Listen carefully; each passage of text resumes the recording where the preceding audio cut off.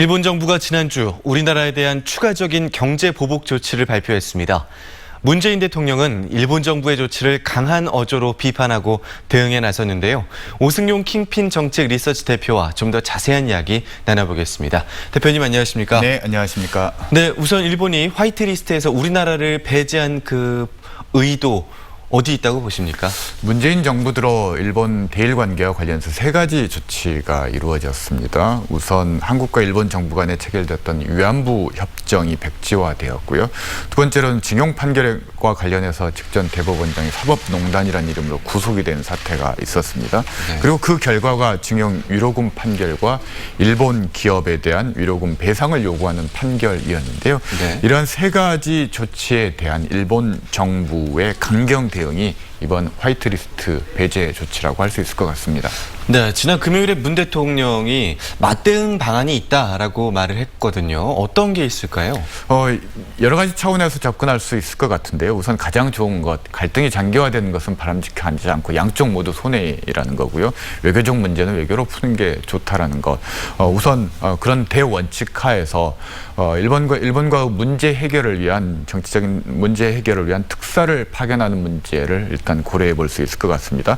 장기적으로는 일본 수입에 의존해왔던 소재, 부품, 장비의 국산화 촉진을 위한 여러 가지 입법, 예산, 지원책들을 지금 현재 정부에서 마련하고 있고요. 네.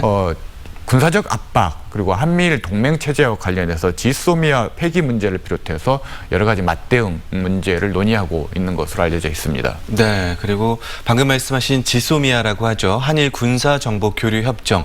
지금 파기하라는 목소리가 높습니다.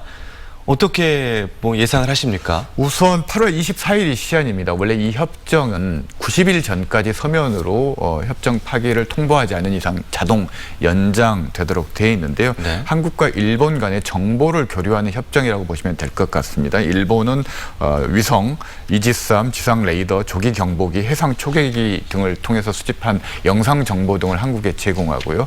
한국은 휴민트라고 하는데요. 탈북자들을 통해서 얻은 인적 정보를 일본에 제공하는 이런 협정입니다.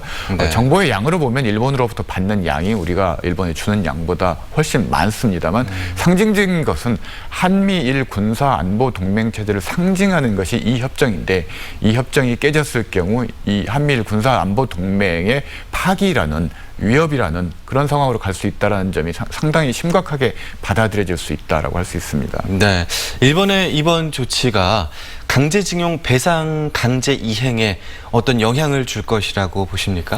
강제징용 배상에 영향을 주지는 않을 것 같고요. 애초에 그 문제로 시작된 현재의 사태이고요. 또한 미국이 중재를 하더라도 결국 중재하는 이 기업에 대한 강제 이행을 한국 정부가 현행 고수하지 않고 네. 화이트리스트 배제를 처리하는 이런 형태가 될 것이기 때문에 이 문제의 해결과는 직접적인 연관은 없을 것 같습니다. 네, 그렇군요.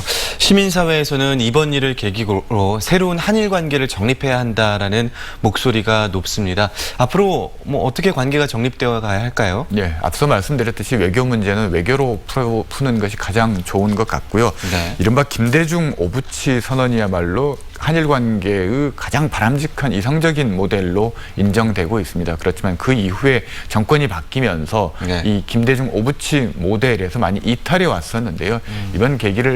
이번 사건을 계기로 해서 다시 한번 김대중 오부치 모델의 정신에 근접하는 새로운 한일 관계가 정립됐으면 좋겠습니다. 네, 외교 문제는 외교로 풀자라는 오승용 킹핀 정책 리서치 대표의 이야기를 들어봤습니다. 오늘 말씀 고맙습니다. 네, 감사합니다.